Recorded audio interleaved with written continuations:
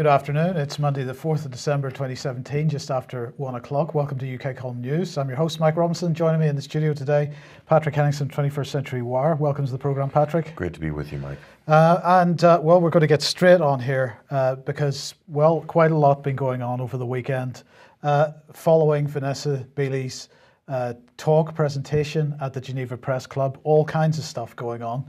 Vanessa quickly followed up that presentation with an article on 21st Century Wire. The headline is "White Helmets in Local Councils. Is the UK Foreign Office financing terrorism in Syria with taxpayer funds?" So Vanessa, welcome to the programme. Just briefly, give us an overview of what you're saying in this article. An overview, crikey.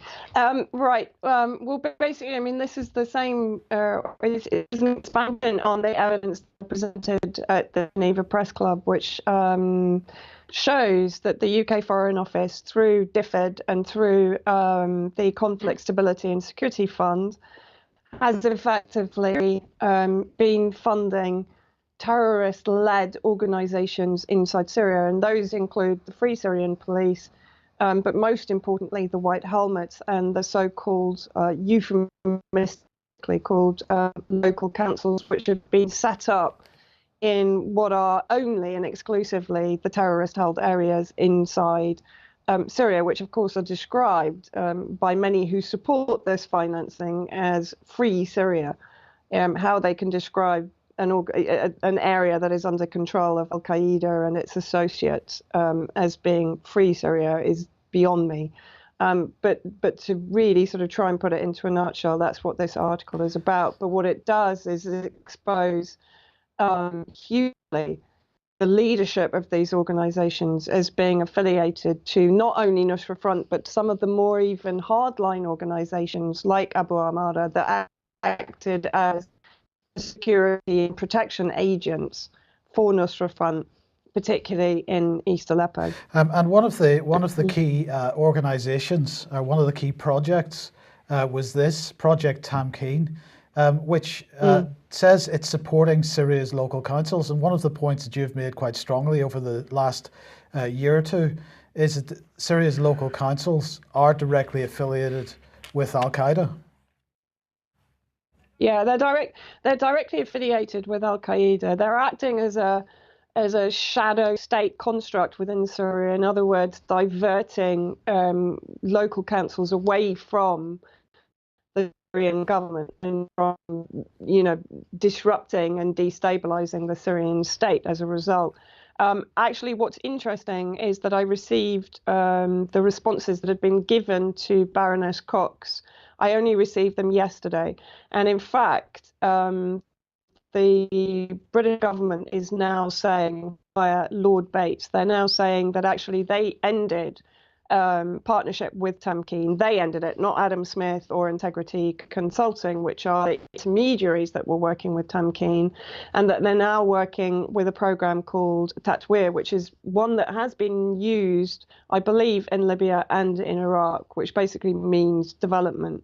So according to the official response from Lord Bates to Caroline Cox's questions regarding the funding of Al-Qaeda and other proscribed organizations, terrorist organizations in Syria, their response has been to simply try and put up smoke and mirrors again and to say, look, we're not working with Tamkeen anymore. We're working with this Tatweer, which I can find no information on anywhere, by the way, so far.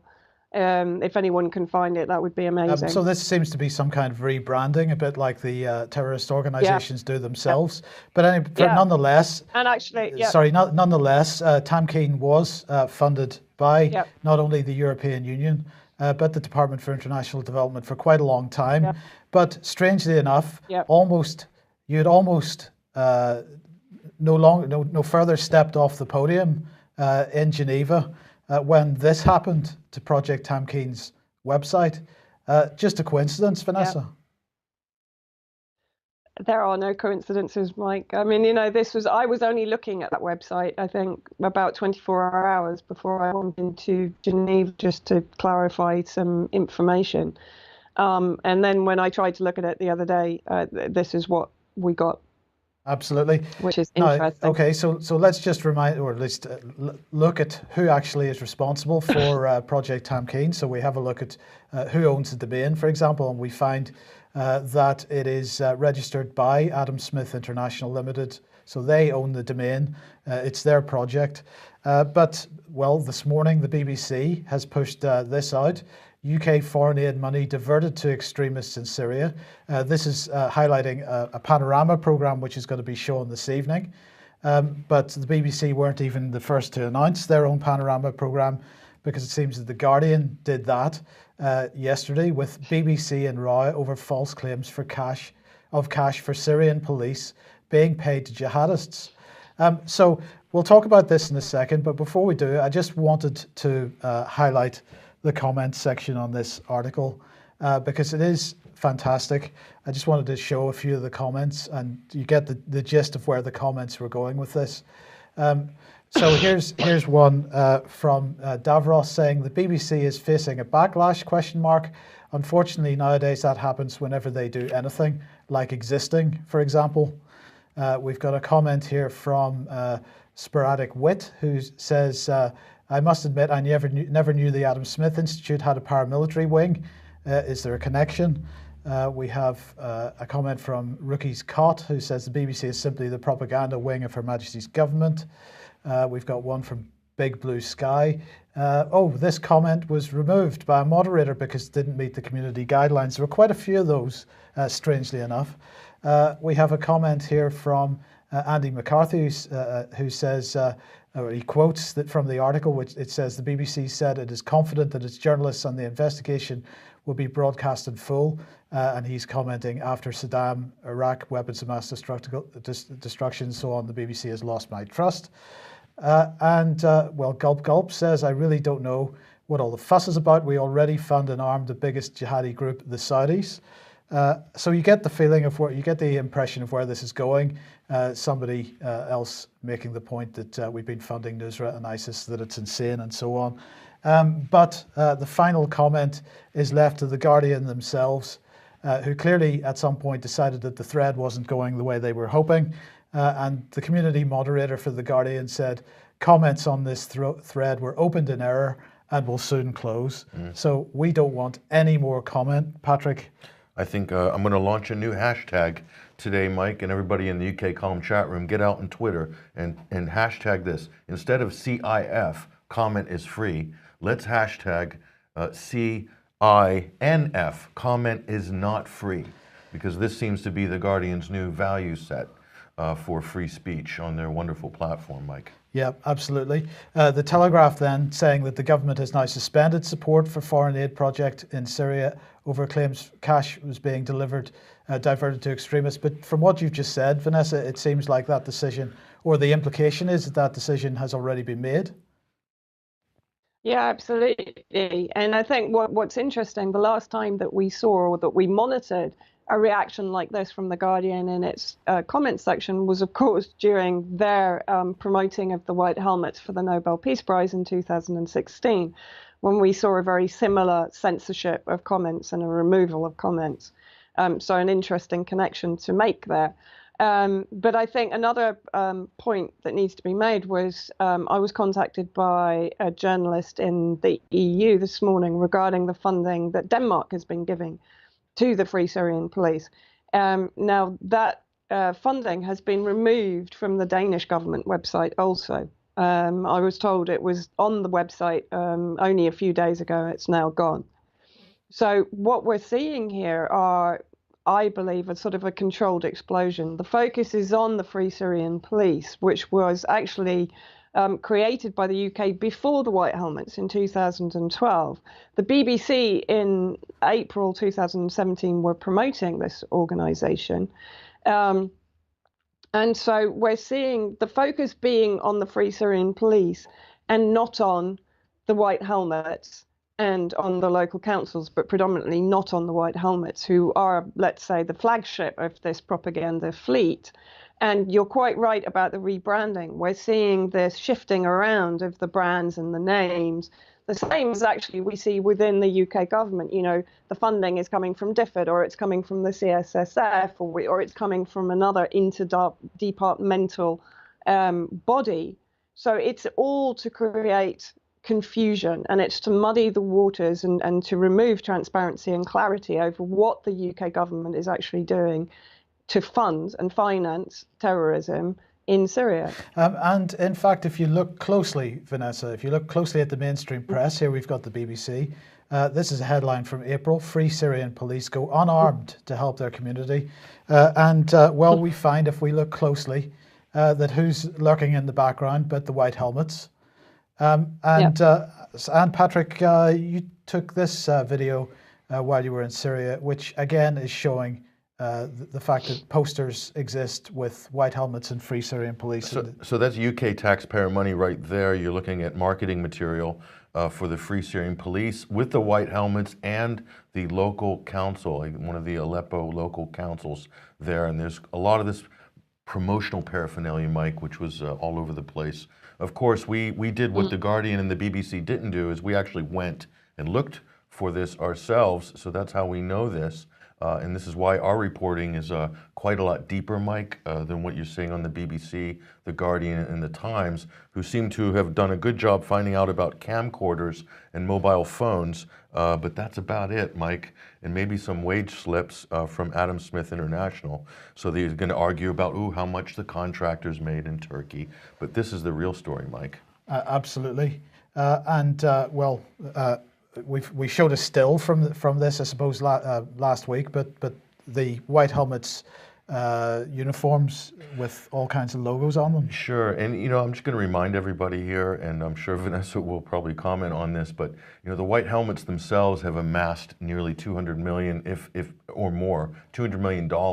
Where has all that money gone, Mike? This is a good question. 200 million. That's a lot of. It's a lot of uniforms, Mike. I've been asking the question, and the Foreign Office doesn't want to answer. The Department for International Development doesn't want to answer. And as Vanessa just said, in their latest response to me, the Department for International Development said, well, we couldn't answer that question. You'd have to go to the Foreign Office. And this is the key point. Who is funding? The funding streams are coming from what appear to the outside to be separate departments. And what it seems to be allowing them to do is to sort of point fingers at each other and say, well, we can't give you that information. You have to go to the Foreign Office. You ask the Foreign Office, and you have to go to the Department for International Development, or you have to go to the CSSF.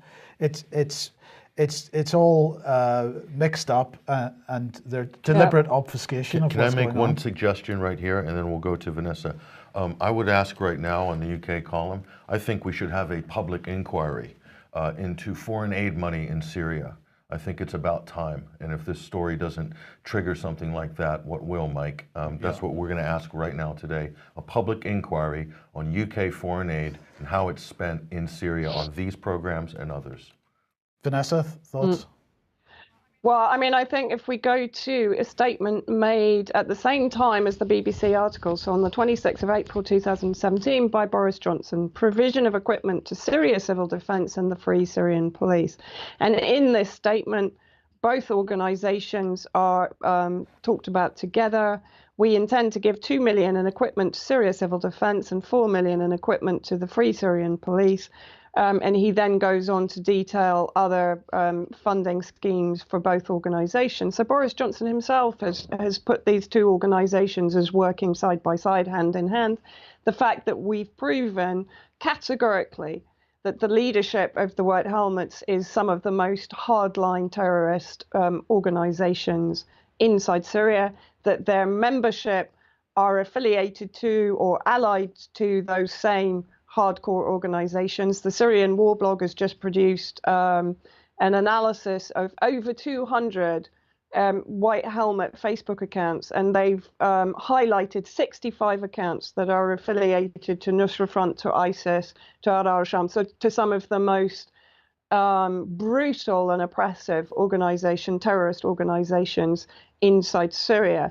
And I think the other point that I wanted to make is why is the BBC launching this investigation now? I mean, we've had almost 7 years of this war against Syria. The British government is basically, you talked about your freedom of information request.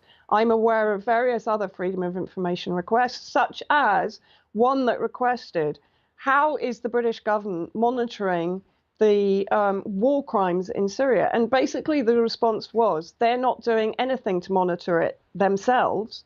They are outsourcing that monitoring to unnamed and unidentified NGOs that are allegedly or purportedly inside Syria, but they're unnamed and they're unidentified, of course, for their own protection, according to the FOI, which is the typical response to protect those organizations. But what this is meaning is the British government is distancing itself and protecting itself from any accountability regarding the actions on the ground in Syria of these known to be affiliated to terrorist organizations.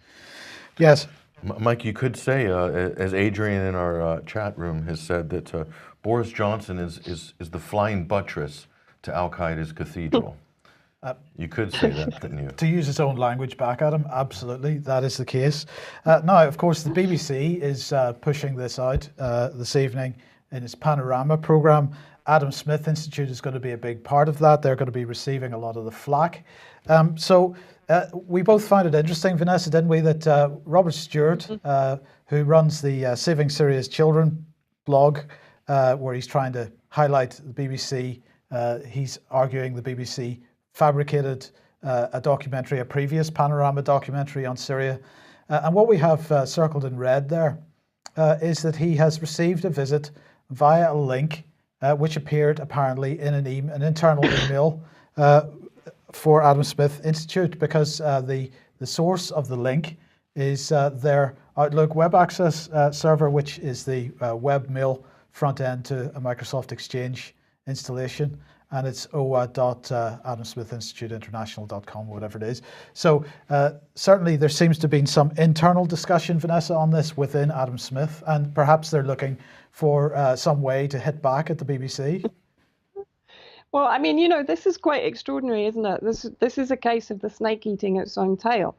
I mean, and if we look at the history of Adam Smith, we do also need to question how many other times has Adam Smith been used as a fall guy, because we've seen this for corruption cases of Adam Smith from, I think it was December 2016 up to September 2017, to include operations in countries like Congo, Somalia, etc. So, also needs further investigation, because it does seem that Adam Smith is not only being used as a conduit for these funds to these various terrorist organizations, but has it at various times also taken a fall for the British government. In other words, it's been the scapegoat to obfuscate the British government responsibility in these crimes in these various countries. Okay, and just to sort of end this particular section, you've published another article on 21 Wire now talking about tonight's Panorama and asking what we might expect from this, what you're describing as a whitewash of the UK government's funding terrorism in Syria. Well, as I said, I mean, the timing of this program is very suspect. So quickly after the Geneva press conference, which has created such furor amongst the mainstream media. But I think what we would like to do is to put out a few predictions. Great if they don't come true. I would be, the happiest person on the planet if they don't come true. But we have basically said they will not mention the connections between the White Helmets and the Free Syrian Police, as we've detailed in our most recent investigative report. They will not mention the actual terrorist leadership of these many UK Foreign Office funded organisations, which include the Free Syrian Police, the White Helmets, and the local councils. They've talked about an atrocity participated in by, I think, in the Sharia courts of front by the Free Syrian Police in 2014.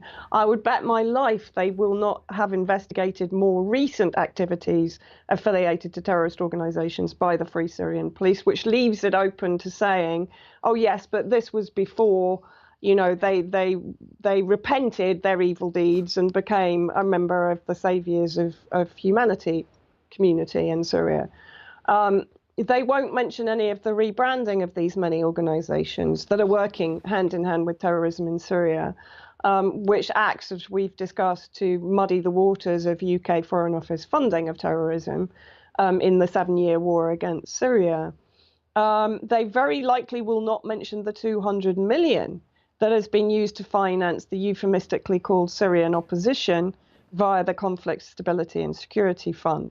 And they also will not cover the lack of freedom in the freedom of information requests that have gone into the British government. I mean, those are just a few that we've highlighted that we don't expect to be included in this BBC documentary. Yeah. And Patrick, if we look at the Adam Smith Institute website itself, they have been advertising jobs for positions within Syria. Yes, it's very interesting. The job adverts here for the Stabilization Response Mechanism, SRM, is a UK-funded development program operating in Syria, implemented by none other than Adam Smith International in partnership with the Integrity Research and Consulting firm. So what they're looking for are qualified people, and they have all the skills and job requirements here, and they will be operating in what Andrew Mitchell calls a challenging environment. Right. It's so challenging, in fact, that UK consultants can't be working in there for, quote, security reasons. Right. In the opposition-occupied areas of Syria, it's all very well organized, Mike, I assure you. Good stuff. So, you can apply there, and the pay is pretty good, Mike. 111,000 quid for 6 months' work. Not bad. Really? And Wow. on the top end, it's like, I don't know, 850 quid a day. Very good. But that's if you get the top jobs. If you're working on the Syrian side, it's 68 quid a day, which might not seem like a lot to the UK person. But so the rebels working in the Free Syrian Police were making 70 quid a day. The average salary of a Syrian army soldier is about $40 to $50 a month, Mike. Right. So the Foreign Office funded groupings, shall we call them, they do pretty well. They do very well, Mike, and there's good incentive to join up to these programs, but you won't read any of those wage scale comparisons with real Syrian society in any of the BBC or Guardian reports. I can guarantee you that, because that would absolutely destroy the narrative that they're trying to construct and the cul-de-sac which they're trying to herd their audiences into. And just one last point, Vanessa made a really good observation this morning about the KLA. If you remember, this is kind of a repeat operation of Kosovo, Mike, where with the KLA, the NATO, British Armed Forces, Special Forces trained terrorists in Kosovo, the KLA, and then all of a sudden brought the bobbies in and the consultants to train the Kosovan police afterwards. So this is exactly the same operation, but it's just a little bit more dicey because it's in a live war zone, Mike. But Vanessa, do you want to weigh in on that?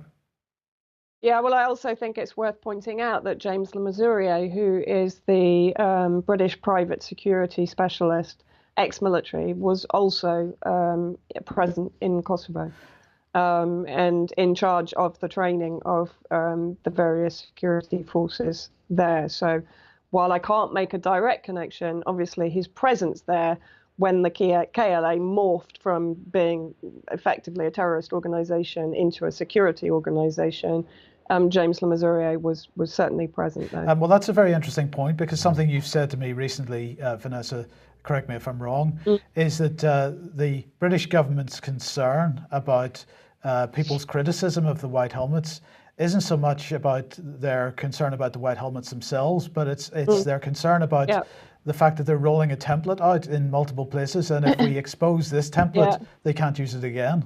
Is that fair?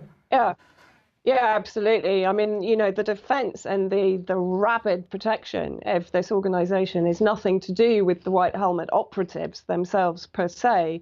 Yes, it's to do with the protection of the concept for future hybrid wars, multi-spectrum military interventions. Definitely. Yeah. Now, of course, what kicked this off in the first place was your talk at the Geneva Press Club. So let's just put this one up on screen to end this section. Le Club Suisse de la Presse paired, well, you can say the rest, 100,000 francs. Sorry, it's a live program. Anyway, they've had their funding removed from the local government, is that correct? Yeah, it's actually the Geneva Canton or the Geneva Parliament have withdrawn funding of 100,000 francs, which is equivalent to $100,000 pretty much, from the budget for the Geneva Press Club for next year. Now, while they have not openly said this is in relation to Guy Metton allowing or giving a platform to diverging views on the white helmets, again, it's a strange coincidence that it has happened after the attacks on him by Reporters Without Borders and the Swiss media. So this is a disgusting mafia tactic to censor the freedom of press by an organization, Reporters Without Borders, that purports to defend freedom of press, globally, which of course they clearly don't. I just want to add, Mike, Reporters Without Borders seem to have very clear borders indeed when it comes to political lines and protecting covert operations and illegal operations in places like Syria. Shameful of that organization to try to shut down a press event. And so this organization that claims to believe in the values of free speech and the free press, and they're going to shut down an event. Reporters Without Borders, Reporters Sans Frontières, shameful of that organization. You should be ashamed of yourself. I can't believe this has happened, Mike. Well, it's unbelievable. Okay, well, let's look at what else is going on because, Patrick, you were motivated to post an article on 21st Century Wire over the weekend because of the latest mainstream media, well, as you describe it, a mainstream media masterpiece theater. This is claims of 800,000 secret documents about Assad's war crimes. Of course, they're not secret documents anymore because they've apparently been 800,000 documents allegedly have been exported from Syria. Yes, and well, been smuggled out of Syria by operatives to a secret lair in Central Europe. This is a very dramatic article written by Ian Burrell, who's won lots of awards. So this is our sort of op-ed reply, and we're just pointing out here, Adam Larson, great independent researcher, just says this is more likely to be fiction on Burrell's part and not much more than that. And he explains the mainstream media have routinely recycled this brilliant Assad Files story. So this Mail on Sunday feature that came out yesterday, and here Larson's saying every 7 to 12 months, this Assad Files story reemerges with the same weak at best examples cited, and this one adds now to a total of 4 documents cited out of 800,000, and you can see Burrell posing in front of a stack of nondescript cardboard boxes on sort of erector shelves somewhere in a secret lair. So he's been chosen as the journalist to see the documents or the boxes. And I don't know if he reads Arabic, but if there are 800,000 documents from Syria, I guarantee you that almost all of them will be in Arabic, Mike. And so none of these 4 documents, which the Mail is apparently citing as potential evidence for a Nuremberg war trial. This is the words used in the Ian Burrell article, I kid you not. This is Nuremberg level stuff, according to the Mail on Sunday. The secret 800,000 document cache. And so once again, they haven't actually shown us has Ian Burrell looked in the other 799,996 of these secret documents? Does he know? Apparently not. What's in this cache? How could he know? What is this, Mike, but just a bunch of theater? At the end of the day. This reminds me of the Caesar photos, which has been widely discredited as somewhat of a hoax, and the Amnesty International Sednaya prison mass execution assembly line set up by Assad, the evil Assad, as well. All of these stories, Mike, at close inspection are just egregious propaganda, I have to say, and many others have said too. But unfortunately, our mainstream media outlets, they prefer the fictional dramatic masterpiece theater version of whatever the story is than the actual factual truth of it. This is the problem that we have in our free society with our free press here in the West, unfortunately. Okay, right, we've got to move on. I want to just, before we move on, just say thank you very much to everybody that responded to Brian's request for assistance, financial assistance on Friday. Your response has been fantastic. Thank you very much. I also want to thank the person who gave us our first ever Bitcoin-related donation. Fantastic. So that's fantastic. Thank you very much. Now let's move straight on to Brexit, because well, it seems that every time there's a discussion or an announcement these days, it seems to demonstrate that we hit the nail on the head with regard to what this is all about. We are renegotiating a different relationship perhaps, but it is just as significant as the one we've got. Greater depth and greater breadth than we've ever seen before. So the media talking about the Brexit process entering a crunch phase because Theresa May is going to meet Jean-Claude Juncker today and Donald Tusk, two of the three or four EU presidents. I'm not sure how many they need. Apparently, Britain and the EU have now reached what it's being described as broad agreement over the divorce bill and citizens' rights. But of course, the main issue that's being pushed at the moment is this business of the Northern Irish border.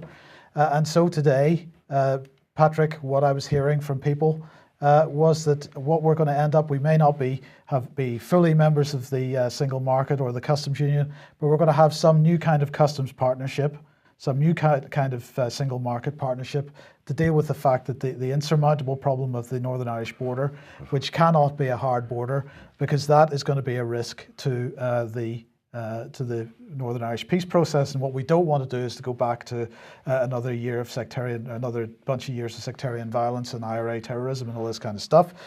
So we're going to create a new agreement with regard to the customs union in the single market.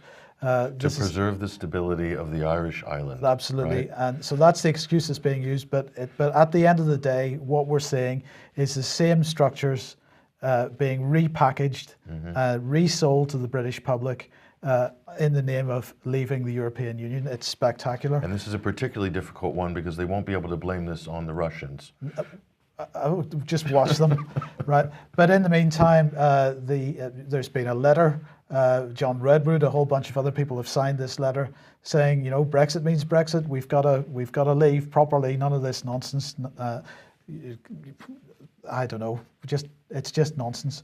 But Tony Blair has weighed in saying that he is now actively working to keep us within the European Union. And of course, being the great peacemaker that he is, and having succeeded in pulling off the peace process in Northern Ireland, he did it single-handedly. You know, the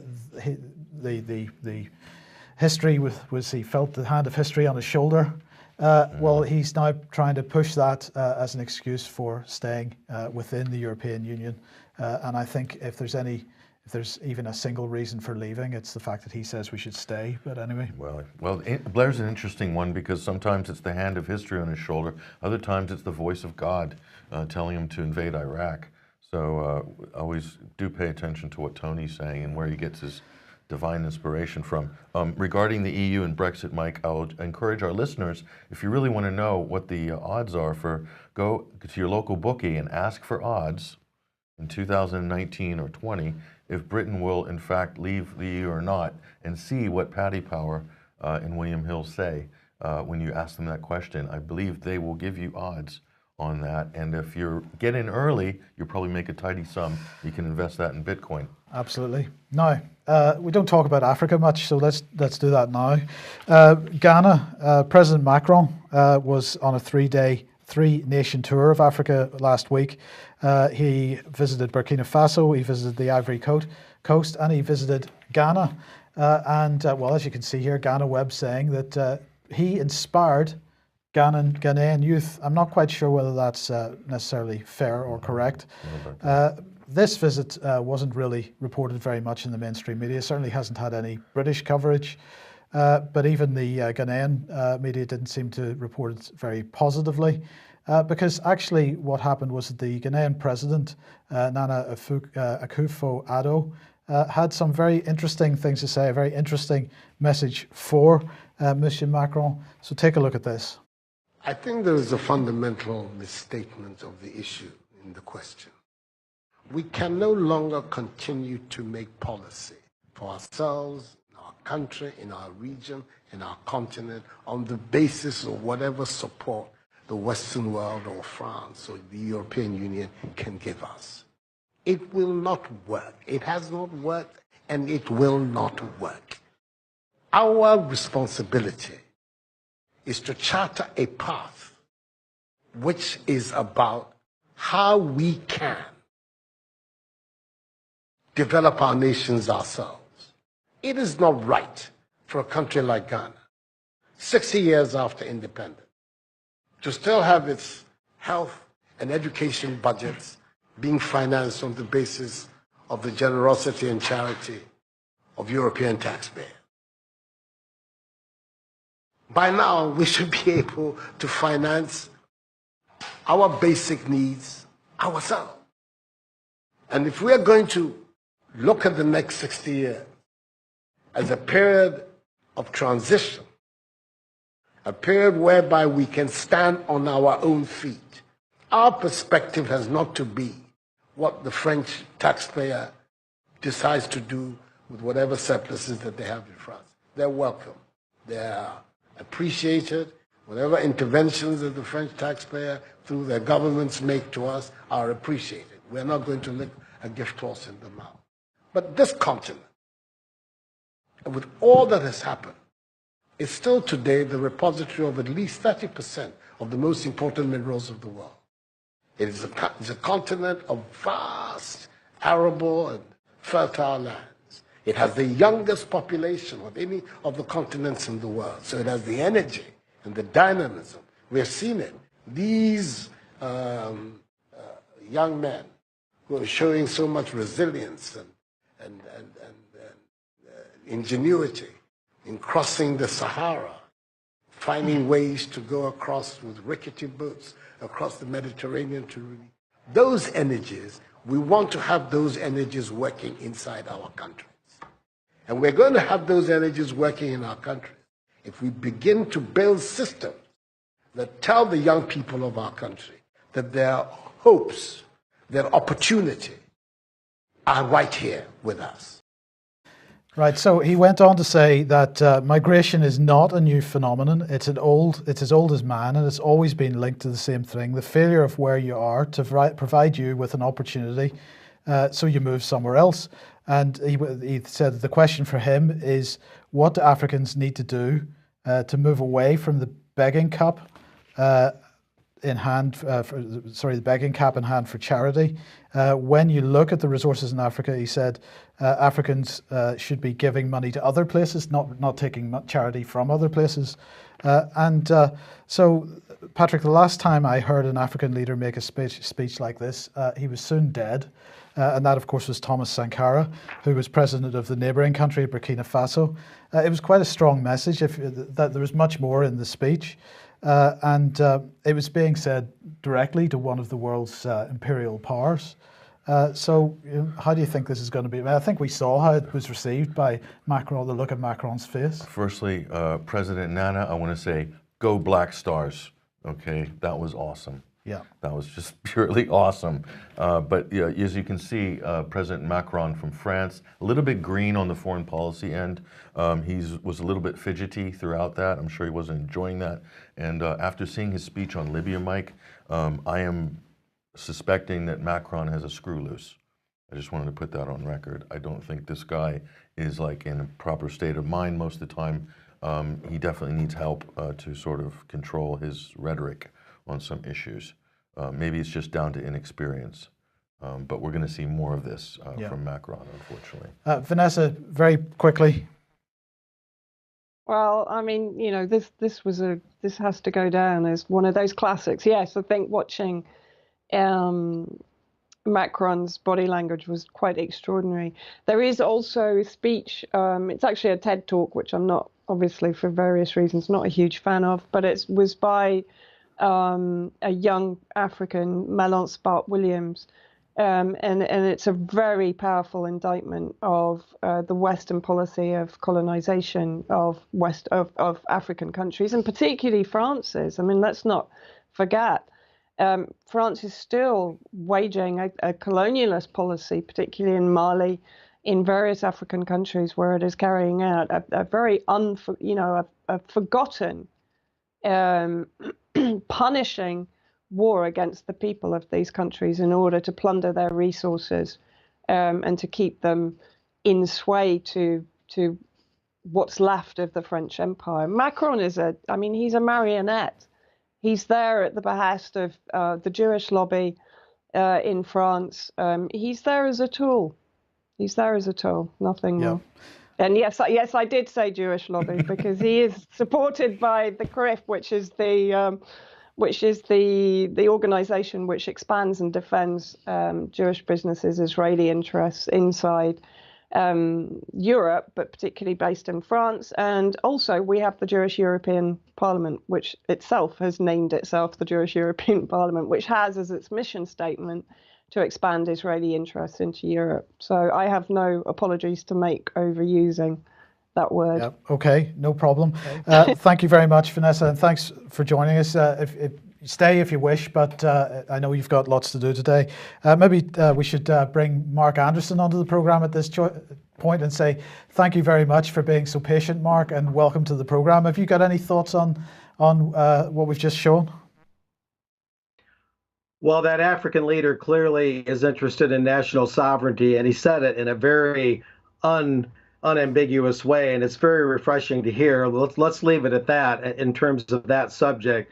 But I think we're going to see more of that. As one speaks that way, more will be encouraged. Let's hope that that's a trend. Of course, one did speak that way about 20 years ago, and unfortunately he didn't get the support that he needed. And in the speech that he made in Addis Ababa, yes, which was similar to this one, in fact, he said, if you guys don't stand up and support me at this point, I'm a dead man, basically, and indeed he was. Thomas Sankara in Burkina Faso. Yes. Okay, right. Mark, let's get straight on with cities then. The cities agenda we've been talking about for quite some time.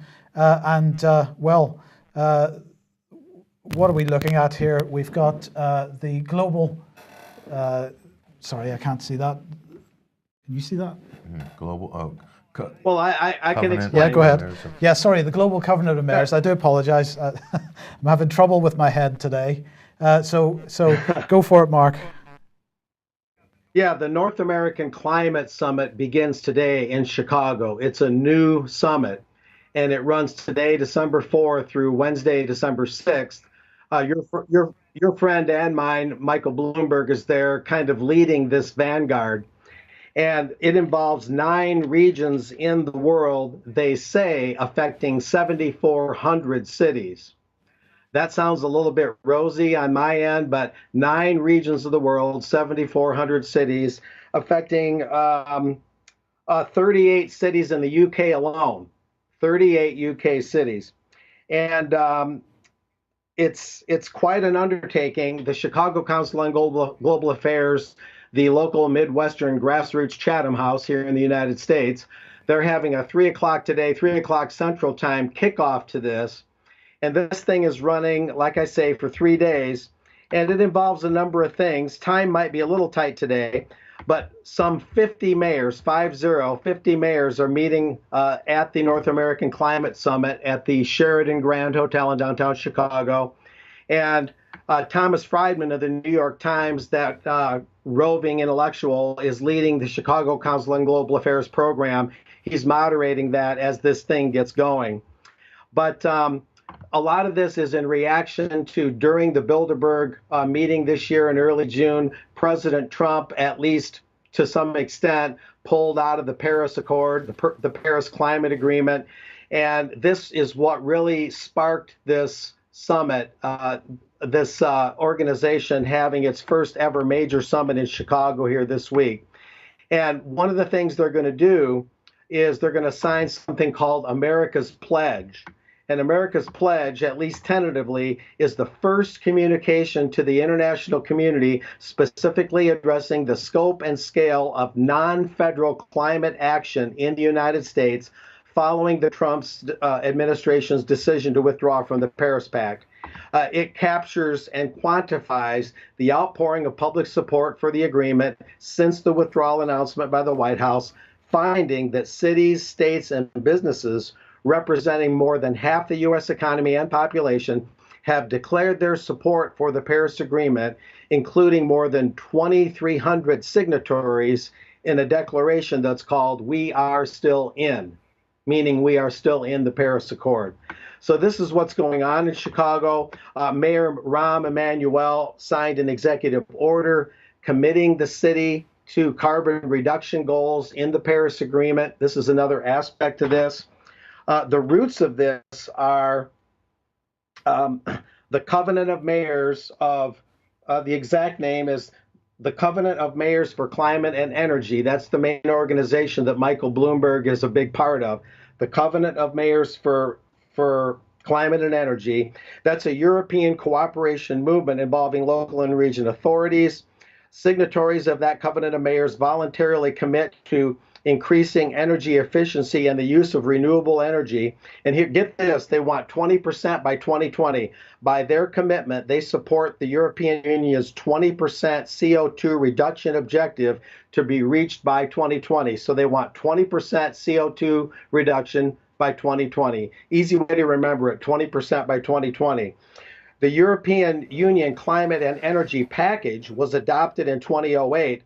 And get this, the European Commission launched this Covenant of Mayors in order to endorse and support the efforts deployed by local authorities in the implementation of sustainable energy policies. So this literally comes from the European Commission about 7-8 years ago.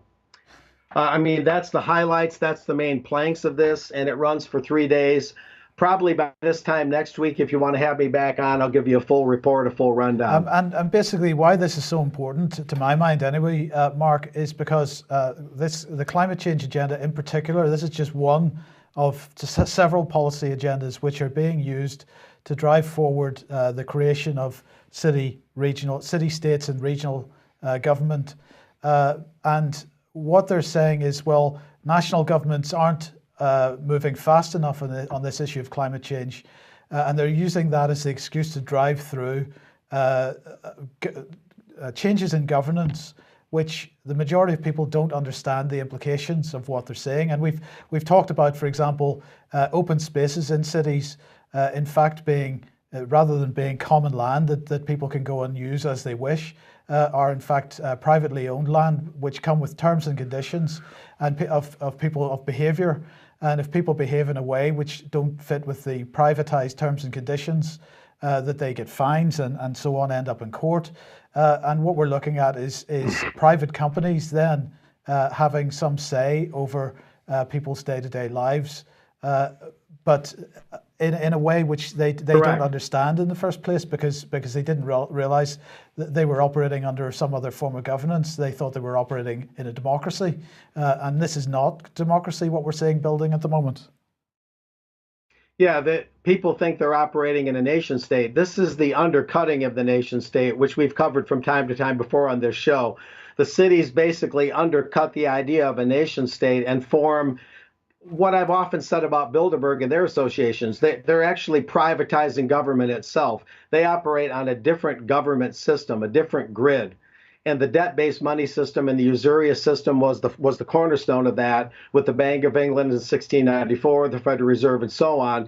And so they privatized government itself. Yeah, you're absolutely right, Mike. That people don't understand that while they might have rooftop gardens, and they might have buildings that provide their own energy through solar power and wind power, and some of those things might not be objectionable in and of themselves. But what people don't see the construction of, even though there might be some good things here and there in terms of infrastructure, they don't see the government infrastructure changing. They just see more windmills and more solar panels, and that might look good on the surface, and it might have some benefits. But yeah, it's the governmental change. It's the change of the governing infrastructure that really matters here. And all of this just kind of lays all the brickwork for that and puts everything in place. It looks good on the surface. It's got a nice smell to it and all that. But we're looking deeper, and I'll be following this all this week to give you a follow-up report. Okay, thank you, Mark. Right, look, we are well over time at the moment. We're just gonna continue a little bit longer because we don't have too much more to cover, but it is important stuff. First of all, we just want to mention what's going on with Michael Flynn. Now, the Washington Post. This is not the Washington Post on screen at the moment, but of course, the Washington Post is behind a a paywall, but fortunately one of its partners has published the article today that the Washington Post published yesterday, it was a Saturday lead editorial, and the headline is the Russia affair expands, and the subheadline on the Washington Post page was Mr. Flynn's guilty plea shows coordination with Moscow to undermine Mr. Obama's foreign policy. And this is, well, I haven't seen anybody else admitting this, Patrick, but this seems to be an admission of what is actually behind this attack on Flynn at the moment. So they say that with Flynn's guilty plea, that Mueller's probe into collusion with Trump, between Trump campaign and the Russian government, is getting closer to the White House. They say the plea reveals that senior transition officials were guiding Mr. Flynn as he sought help from the Russian ambassador in undermining Obama's administration policies. And this was the policy of sanctions, because Obama had attempted to put sanctions on Russia for undermining, or for he claimed for interfering with the election. He did. In the meantime, Trump has said that he never asked James Comey to stop investigating Flynn, and he pushed out this tweet saying that he had to fire General Flynn because Flynn had lied to the Vice President and the FBI. He has pled guilty to those lies. It's a shame because his actions during the transition were lawful. There was nothing to hide. So basically, this reinforces what you were saying on the Sunday Wire last night, Patrick. They have nothing on Flynn. Now, what this attack is about, according to the Washington Post, is because of Flynn's interference with Obama's foreign policy, and that's an interesting take on it. Well, Obama did pass sanctions by executive order, okay, and this was apparently for Russian meddling in the U.S. election. And so that whole narrative of Russian hacking or Russian meddling in the U.S. election, that's but based on fake news, okay? So that is the President of the United States, Barack Hussein Obama, doing an executive order of sanctions against a major world power who is also a member of the UN Security Council, I might add, and he's basing all of that on fake news. So if they want to have a go at Michael Flynn for this, I say, bring it on, Mike, because that's going to open up the fact that we have a president of the United States who is in power, basically executizing his wand, his magic wand, and putting sanctions on somebody based on a conspiracy theory of Russian meddling into the election. So we'll see what happens. Now, you wanted to highlight this National Review article. The headline is What the Flynn Plea Means, and I think you thought this was a relatively balanced article on this issue. I would encourage people to go Google this one. This is the National Review. This came out over the weekend, what the Flynn plea means. And what this basically says is what we knew back in February, Mike, that this was foreshadowed back in February already. And so if you're actually paying attention to this story back then, you will know that this was bound to come up. There was going to be a plea later on with Michael Flynn. And what this is a controlled demolition of sorts. So this is on a single count. It's not on multiple counts. It's very similar to Papadopoulos's plea. Which is basically, it doesn't indicate any wider investigation or anything like that. So it's pretty clear that we can sort of derive from this. This is a pound of flesh for the media. Chew on that, and they'll get some gratification out of it in the Washington Post, the New York Times, Thomas Friedman, and all these sort of intellectuals will make hay with it on the Sunday shows. But in the end, I think Michael Flynn is fairly on safe ground, it appears anyway, Mike, because I think Donald Trump was correct. His actions were lawful. You are allowed as a incoming administration to talk to diplomats. But because this is under the cloud of Russian fear and the court of neo-McCarthyist Red Scare atmosphere, all of a sudden it's construed as being illegal or something like that, or espionage. But the real espionage was carried out by the White House and Susan Rice putting wiretaps on American citizens and things like this. So this is really legal activity, actually. This is really bad stuff, and this isn't necessarily being pursued with the same vigor by the media or law enforcement. And Mark, we'll end on this story then. This is Business Insider saying intelligence veterans blast Tom Cotton as pro-torture, partisan and wholly unfit to lead the CIA. And there's talk of Tom Cotton replacing CIA Director Mike Pompeo. Is this a fair assessment of Tom Cotton? I'm going to get Patrick's opinion on this in a second, but Mark, you first. Well, what struck me is I was listening to your 21 Wire show yesterday. Was I correct in hearing that Pompeo was or is in the UK? Don't He might have been speaking at an event. I can't remember. no, But there can't was remember a off the top of my conference. head, Mark. Oh, well, at any rate, I looked up Pompeo because I wanted to know something about him, and I found this article. And we have CIA veterans like Paul Pillar saying this is an awful appointment, and saying of Tom Cotton, the Arkansas senator's potential nomination to lead the CIA. Mr. Pillar, the CIA veteran, added, quote, Senator Cotton is a highly ideological individual who is not well suited to lead an agency, part of whose core mission is objective analysis. I mainly wanted to bring it up as a punchy item today because this is typical. Tom Cotton, the Arkansas senator, and Lindsey Graham, the South Carolina senator, recall, were both at Bilderberg in June in Virginia. And this is typical of a event in the wake of Bilderberg for someone to be promoted way over their pay grade. In other words, Tom Cotton, a former soldier, a junior senator from Arkansas, is hardly qualified to lead the CIA.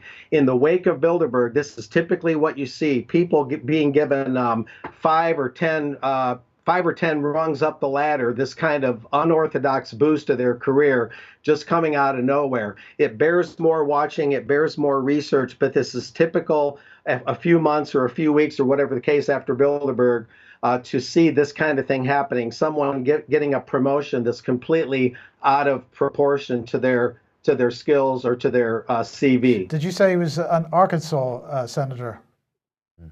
That's right. He's the freshman Arkansas senator. So does he have links to That's Clinton correct. then?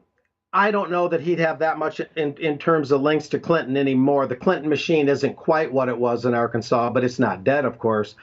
It's just that this is typical of the Bilderberg machine, where people get promoted in ways that are completely disproportionate to who they are and what they know and what their position is. It just bears more watching. But with these CIA veterans, even them saying that Cotton is not qualified, clearly this is a red flag that there's some illicit influence going on behind the scenes. But Patrick, he was a feature of 21st Century Wire back in 2015. Well, we warned about this a couple of years ago, back in early 2015. Tom Cotton was put into power ostensibly, and again, the Israeli lobby comes up. So not much different than Emmanuel Macron. Upwards of $1 million to pump up his senatorial run in Arkansas. Mike, 36 years old, into the U.S. Senate. Kind of unusual. Harvard grad, military grad, a rabid neocon who is on record as saying that Gitmo should be stayed open, and in fact should be filled up and expanded to hold as many of these terrorists, or whatever he calls them, as possible. So you could say, some people might say that he's slightly a bit more conservative than even the John McCains of the world, if that's possible. That's who you're dealing with. Completely owes the Israeli lobby for getting him into the Senate. And those financial figures are available there on that article. There's links through to those. Those are all verifiable sources. Did you want to say something, Mark? Just 30 seconds, if you could. Yeah, well, he's the neoconservative, one of the most neoconservative ones. He's along the lines of Bill Kristol in his thinking, or those other neocons that basically run our foreign policy from a closed shop, very much in favor of the Israeli lobby. That's why Tom Cotton is so rabidly anti-Iran, so rabidly anti-Iran deal. So, yeah, there's more than one type of influence behind him. Bilderberg would have been perhaps more recent, but the Israeli lobby, for his neocon bona fides and for his anti-Iran and anti-Syria ideological bent. So absolutely, that pretty much sums it up with Mr. Cotton. Okay, brilliant. Thank you very much. Thank you very much, Mark Anderson. Thank you very much to Vanessa Beeley. Thank you, Patrick, for joining us. If you like what we do, please consider taking out a subscription or making a donation, because we can only do what we do with your help.